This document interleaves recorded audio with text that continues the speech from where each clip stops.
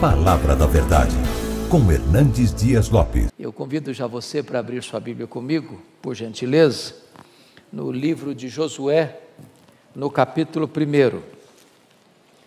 E nós faremos a leitura dos versos 1 ao verso 9.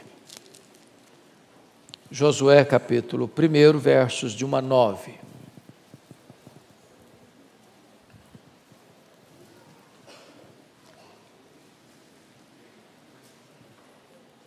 Está escrito o seguinte: sucedeu depois da morte de Moisés, servo do Senhor, que este falou a Josué, filho de Num, servidor de Moisés, dizendo: Moisés, meu servo, é morto. Dispõe-te agora, passa este Jordão, tu e todo este povo, à terra que eu dou aos filhos de Israel. Todo lugar que pisar a planta do vosso pé, vou-lo tenho dado, como eu prometi a Moisés. Desde o deserto e o Líbano até o grande rio, o rio Eufrates, toda a terra dos heteus, e até o mar grande, o mar Mediterrâneo, para o poente do sol, será o vosso termo. Ninguém te poderá resistir todos os dias da tua vida. Como fui com Moisés, assim serei contigo. Não te deixarei, nem te desampararei. Sê forte e corajoso, porque tu farás este povo herdar a terra que sob juramento prometi dar a seus pais. Tão somente sê forte e muito corajoso, para teres o cuidado de fazer segundo toda a lei que meu servo Moisés te ordenou. Dela não te desvies, nem para a direita, nem para a esquerda, para que sejas bem-sucedido por onde quer que andares. Não cesses de falar deste livro da lei. Antes medita nele dia e noite, para que tenhas cuidado de fazer segundo tudo quanto nele está escrito. Então farás prosperar o teu caminho e serás bem-sucedido. Não te mandei eu? Sê forte e corajoso. Não temas, nem te espantes, porque o Senhor teu Deus é contigo, por onde quer que andares. O nosso tema nesta noite é: agora é com você. Agora é com você. Deus disse a Abraão para sair da sua terra, da Mesopotâmia, terra idólatra, para ir para um lugar que ele ainda não conhecia. E Deus prometeu fazer dele uma grande bênção, e por meio dele abençoar todas as nações da terra. Prometeu uma terra para ele. Lá em Gênesis 15, Deus aparece novamente para Abraão e disse: Abraão, a terra que eu vou dar para vocês, ela não vai ser possuída agora não. Vocês vão passar por algumas experiências primeiro. A sua descendência vai ficar escrava no Egito por 400 anos. E eu não vou dar a terra agora, porque a medida dos amorreus não chegou ainda. A hora que o cálice da minha ira transbordar sobre aquele povo, por aqueles povos que estão lá, vai ser a hora de tomar a terra. Mas por enquanto vocês vão ser escravos, 400 anos. E por intermédio do bisneto de Abraão, José, esta família vai para o Egito, 70 pessoas. Depois de 400 anos, saem de lá, por obra sobrenatural da providência divina. A Bíblia diz 600 mil homens, fora mulheres e crianças, em torno de 2 milhões de pessoas. Esta agora aqui não é mais uma família, é uma nação peregrina, recém-liberta da escravidão, cruza o deserto, atravessa o deserto inóspito, perigoso, cheio de tantos riscos, de tantos perigos, de tantas carências. 40 anos. Peregrinação amarga, difícil, porque o povo foi muito rebelde a Deus, e por causa da incredulidade, esses 2 milhões de pessoas aproximadamente, toda essa geração morreu no deserto, exceto 2 pessoas, Josué e Caleb. É por isso que você tem o livro de Deuteronômio, que é uma repetição da lei. Repetição para quem? Para aquela geração que não saíra do Egito, que nascera no deserto e que entraria na terra prometida. Deus leva Moisés até o Monte Pisga, até o alto do Monte Nebo, defronte de Jericó. Mostra para ele a amplitude da terra. E disse: estou mostrando a terra, você não vai entrar. E então Moisés morre, com 120 anos, sem escurecer os olhos, com todo vigor. E é nessa conjuntura que Deus chega para o jovem Josué, que acompanhara Moisés nessa trajetória. Agora, meu servo Moisés é morto. Agora é contigo. Agora é com você. Dispõe-te agora e atravessa o Jordão. Tu e todo este povo. E eu vou dar a você esta terra. Todo lugar que pisar a planta do teu pé, aí eu te darei. Agora, é preciso que você seja corajoso. Você tenha bom ânimo. Coragem para fazer tudo de acordo com o que eu vou orientar você. Atravessando os séculos, chegando até hoje, assim como Josué tinha desafios, você e eu também temos desafios. Desafios pessoais, desafios familiares, desafios no trabalho, desafios na nossa vida espiritual. E aqui eu quero deixar então alguns princípios para nós meditarmos nesta noite. E a primeira coisa que eu gostaria de trazer à sua memória esclarecida é que para nós assumirmos o nosso papel nessa geração, é preciso olhar para Deus e não para as circunstâncias. Quando eu olho para as circunstâncias hoje, o meu coração fica sobressaltado se eu não tomar cuidado. Estou com 65 anos, eu não me lembro de viver um período mais turbulento do que estamos vivendo hoje. A maior nação, mais poderosa nação do mundo, à beira de uma guerra civil. Estados Unidos. A Europa, na iminência de uma guerra. A Rússia ameaçando o mundo com outras nações de usar armas nucleares. O Oriente Médio é um barril de pólvoras. Se não houvesse essa grande crise militar no mundo, há uma crise moral gravíssima. Assodadamente as pessoas estão mergulhadas numa grande crise. Para todo lado que você olha, a carranca da crise está aí. Mas Deus não chamou você para olhar as circunstâncias. Deus chamou você para olhar para Ele. Ele está no controle, Ele tem o controle de todas as coisas. Então eu gostaria que você observasse comigo algumas coisas. Tem hora que parece que a situação é irremediável. Quando diz que Moisés é morto, Moisés era não apenas um homem, era um ícone da sua geração. Ele era o líder, ele era o libertador, ele era o legislador, ele era o intercessor, e quando ele morre, há um vácuo de liderança, há um vazio de liderança. Não se encontrava, obviamente, nenhuma pessoa com o perfil de Moisés, com quem Deus falava face a face. O homem mais manso da terra, mas ao mesmo tempo de pulso forte. Um homem que é capaz de liderar 2 milhões de pessoas num deserto. Mas eu gostaria de dizer para você que Deus sepulta os líderes e a obra continua. Porque os nossos olhos não estão nos grandes líderes, os nossos olhos estão no Deus Todo-Poderoso. A obra de Deus vai avançar, a despeito das crises que porventura possam existir e nos atingir.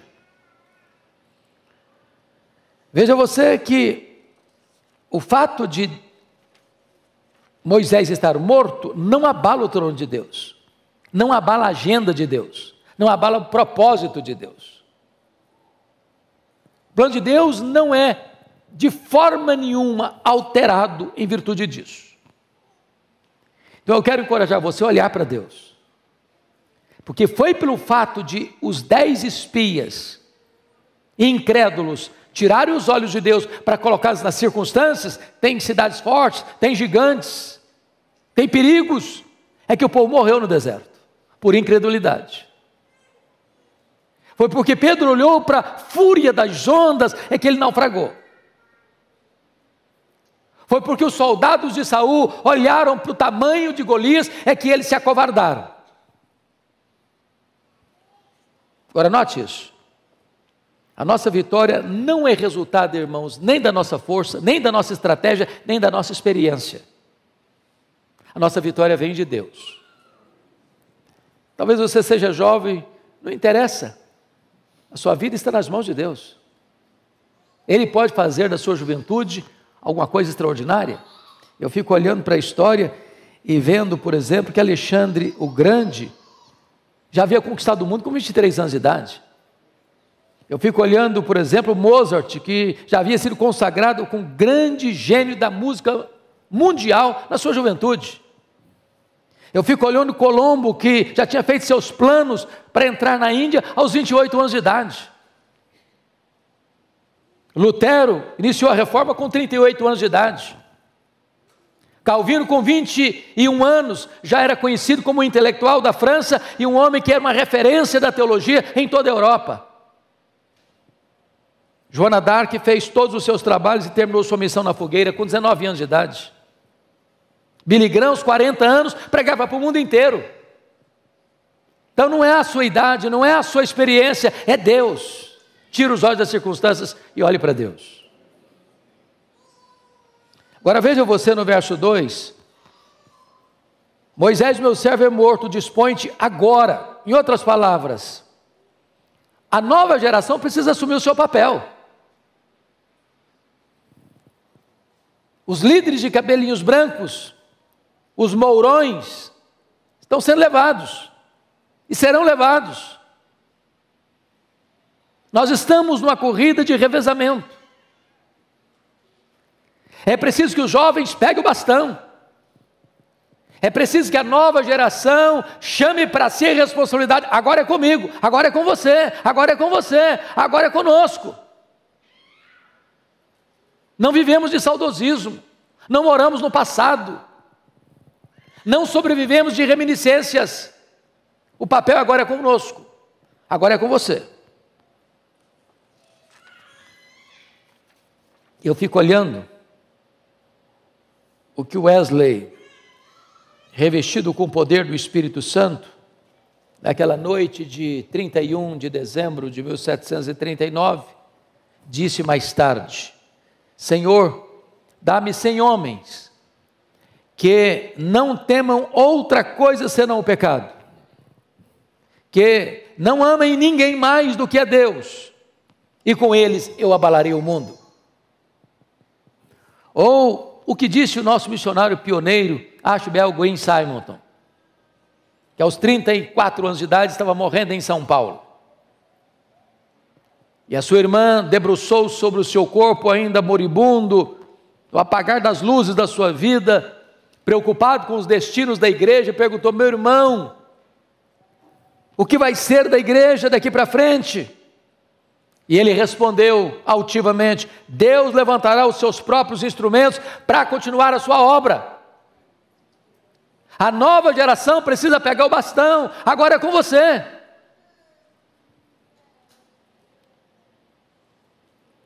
Então, veja por gentileza, que no verso 3 e 4, Deus vai dar para Josué o mapa, a geografia da terra que ele haveria de conquistar. Ele precisava saber qual era a sua missão. Em primeiro lugar, nossa missão, meus irmãos, conforme o versículo 2, é sair do deserto e entrar na terra prometida, passar o Jordão. Deserto é sinal de privação, de perigo e do mundo. O Jordão está entre o deserto e a terra prometida. O Jordão era uma barreira humanamente intransponível, não tinha pontes, não tinha canoas, não tinha botes. Atravessar o Jordão com a multidão, crianças e velhos e povo e animais, era um grande desafio. É preciso atravessar o seu Jordão. Estamos começando 2024 e é preciso que você pense qual é o seu Jordão, qual é a sua barreira, qual é o seu limite, o que é que impede você de avançar, o que é que impede você de pisar na sua terra prometida. É preciso atravessar o seu Jordão. Essa é a sua missão. Pode parecer impossível? Pode. Por você mesmo você consegue? Não. Mas os seus olhos não estão nas circunstâncias, seus olhos estão em Deus. Qual é o seu Jordão hoje, nessa noite? É uma doença? É um problema no casamento? É um relacionamento complicado com os filhos? É uma crise financeira? É um pecado que tenazmente assedia você e humilha você, envergonha você? Hoje Deus quer dar para você vitória e você vai ultrapassar essa fronteira, em nome de Jesus.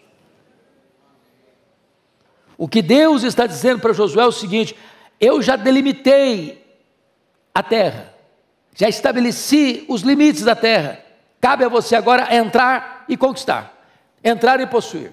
Quando você lê o livro de Josué, normalmente lá no capítulo 13, versículo 1, está escrito assim: era Josué, porém, já idoso, entrado em dias, e disse-lhe o Senhor: já estás velho, entrado em dias, e ainda muitíssima terra ficou para se possuir.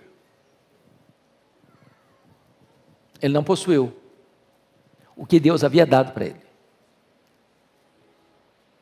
E quando você avança para o livro de Juízes, Israel passou 330 anos, no período mais sombrio da sua vida, sendo escravizado exatamente por aqueles povos que ele, Israel, tinha que tirar dali. Então, ou nós obedecemos a Deus, ou sofreremos as consequências. É preciso crer, é preciso agir. A nossa missão é tomar posse de tudo aquilo que Deus nos prometeu em sua palavra. Qual é o seu alvo de vida? Qual é o seu projeto para este ano? Eu fico olhando a história da igreja, eu vejo um Hudson Taylor, tinha um alvo na vida dele: evangelizar a China. Eu olho para William Wilberforce, ele tinha um alvo na vida dele, era derrotar a escravatura, a escravidão na Inglaterra. Eu olho para a vida de Martin Luther King, qual era a grande bandeira dele? Era vencer o problema do preconceito racial no seu país. Qual o seu alvo? Qual o seu projeto?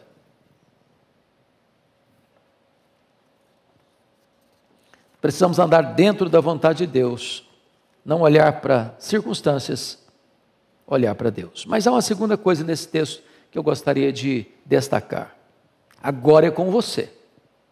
Então, você precisa tirar os olhos dos inimigos e colocar os olhos nas promessas de Deus. Você acredita que tem inimigos por aí? Visíveis e invisíveis? Então, dá uma olhadinha comigo no versículo 5. Vamos dar uma lida assim, bem eloquente, bem bonita, todos nós em conjunto. Versículo 5, todos juntos. Vamos? Ninguém te poderá resistir todos os dias da tua vida. Como fui com Moisés, assim serei contigo. Não te deixarei, nem te desampararei. Quem é que não vai poder resistir o Josué? Ninguém. Quem é ninguém? Ninguém. Pronto. Grande, pequeno, feio, bonito, poderoso, fraco, não interessa. Ninguém. Então, a primeira coisa que eu preciso entender é que a nossa vitória vem de quê? Da nossa força? Da nossa capacidade? Da nossa inteligência? Da nossa estratégia? Da nossa família? Da nossa igreja? Da nossa denominação? De onde vem a nossa vitória? Vem de Deus. Vem de Deus. Quanto Deus pode? Tudo quanto Ele quer. É Deus quem está prometendo isso. Ninguém te poderá resistir todos os dias da tua vida. Há condições para isso? E nós vamos ver daqui a pouquinho que condições são essas. Segunda coisa que é muito importante definir: a nossa vitória está fincada na fidelidade de Deus. Assim como eu fui com Moisés, assim eu serei contigo. Moisés está morto, mas Deus está vivo. Moisés não lidera mais, mas quem lidera é Deus através de Moisés. E como Deus liderou através de Moisés, Deus continuará liderando através de Josué. Muda o obreiro, mas a obra é a mesma. A obra continua. A nossa vitória, em terceiro lugar, é garantida a nós pela presença de Deus. Assim como eu fui com Moisés, eu também serei contigo. Deus está conosco. A presença de Deus é a nossa garantia de vitória. Mas o último ponto que eu gostaria de destacar nesse texto, agora é com você. Então você tem que tirar os seus olhos das circunstâncias e colocar os seus olhos em Deus. Agora é com você. Então você tira os seus olhos dos inimigos e coloca os seus olhos nas promessas de Deus. Mas em terceiro lugar, agora é com você. Então, tira os seus olhos dos seus próprios sentimentos e coloque os seus olhos na palavra de Deus. Se eu for olhar os meus sentimentos, eu vou bambear, fraquejar. Mas se eu for governado pela palavra de Deus, eu vou avançar.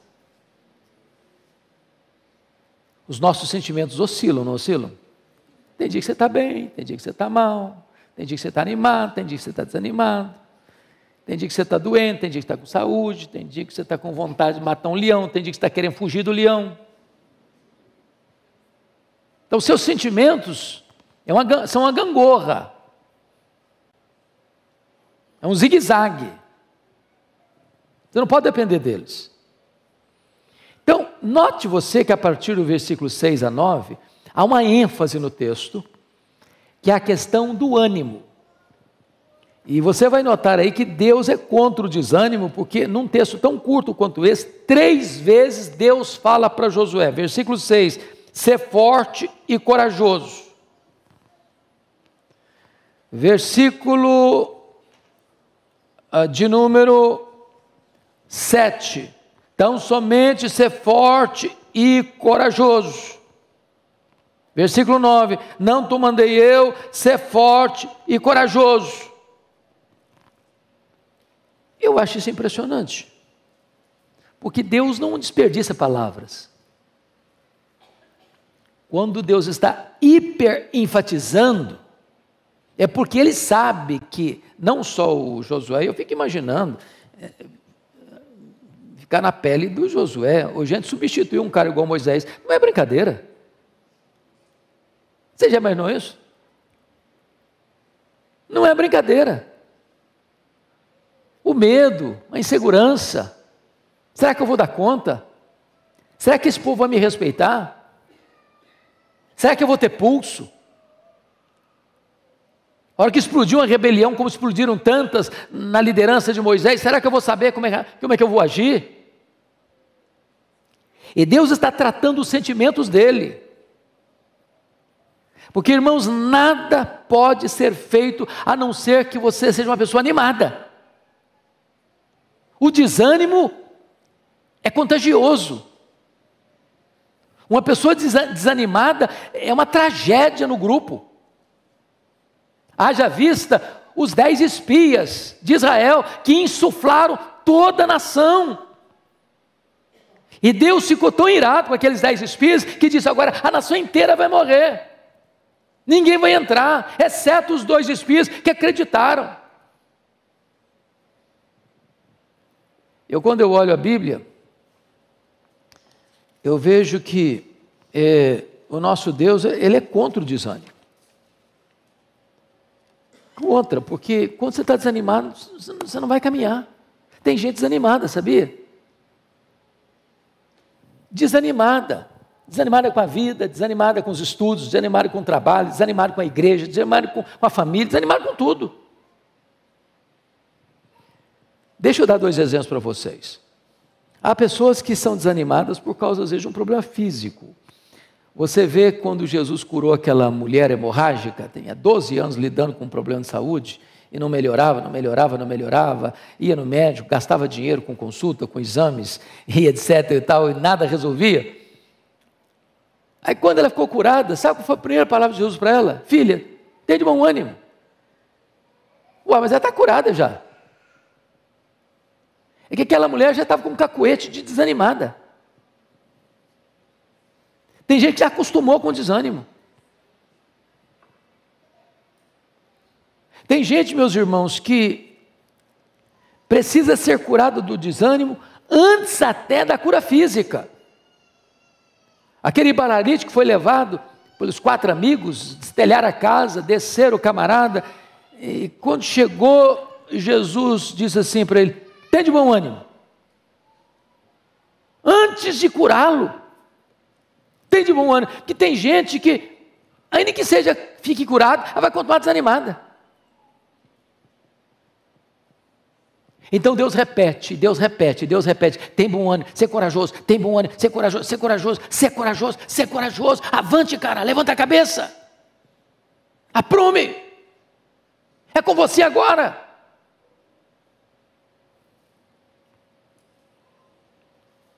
Agora, veja você que o ânimo é produzido pela promessa de Deus, versículo 6, ser forte e corajoso, porque tu farás este povo herdar a terra. Isso é o quê? Promessa de Deus. Você não está animado porque você é forte, porque você é o cara, porque você é inteligente, porque você tem estratégia, porque você tem network, porque você tem influência. Não. Você tem que estar animado porque você tem promessa de Deus. E promessa de Deus e realidade são a mesma coisa, porque Deus é o avalista da sua promessa, da sua palavra. Segundo, o que gera o ânimo é agir de acordo com a vontade de Deus. Olha o verso 7 comigo.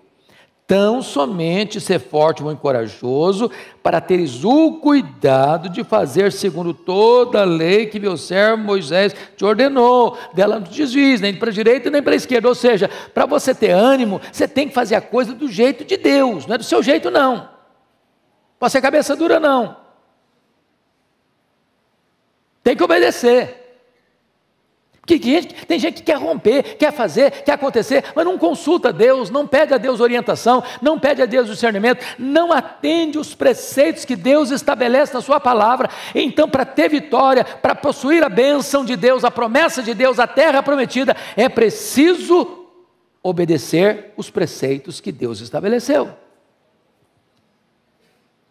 Mas em terceiro lugar, o que mantém o ânimo é a consciência da presença de Deus. Olha o versículo 9 comigo.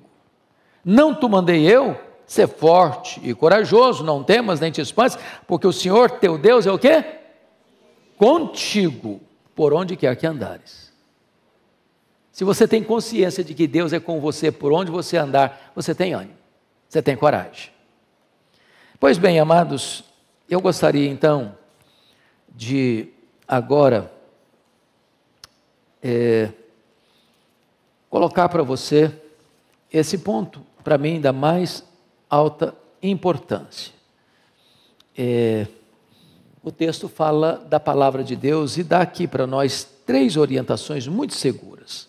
A primeira delas está no versículo de número 8. Ele diz: medita neste livro da lei de dia e de noite. O que é meditar, irmãos? É ler rapidamente? Meditar é ruminar, é refletir, é ler um texto da Bíblia e demorar nele, morar nele, mergulhar nele, permitir que esse texto fale com você, ministre a você, oriente você, colocar em prática. É isso aí. Porque não basta ler atabalhoadamente. É preciso meditar.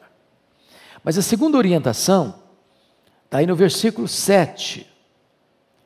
Ele diz assim: para teres o cuidado de fazer. Então, primeiro você medita, depois você faz. Porque o fazer é resultado, é consequência do meditar. Se você não medita, você não vai fazer. Mas tem um terceiro elemento que Josué recebeu como orientação. Veja comigo o versículo 8, a parte B. Não cesses, na parte A, não cesses de falar. Então, vamos, os 3 verbos de progressão. Medita, faz, fale. Porque tem gente que medita e guarda. Não compartilha. Quando Paulo está escrevendo a sua segunda carta a Timóteo, ele dá 4 orientações para Timóteo. Timóteo, guarda o bom depósito, guarda o Evangelho. Timóteo, sofre pelo Evangelho. Timóteo, permanece no Evangelho. Timóteo, prega o Evangelho. Ou seja, aquilo que você medita, aquilo que você pratica, precisa ser proclamado, anunciado. A palavra de Deus precisa ser anunciada. Então, agora é com você. Agora é com você. E para você ultrapassar o seu Jordão e tomar posse da terra prometida, você precisa tirar os olhos das circunstâncias e colocar os seus olhos em Deus. Você precisa tirar os seus olhos dos inimigos e colocar os seus olhos nas promessas de Deus. Você precisa tirar os seus olhos dos seus sentimentos e colocar os seus olhos na palavra de Deus, para meditar nela, para praticá-la e para proclamá-la no poder do Espírito Santo. Que Deus os abençoe, meus amados. Amém.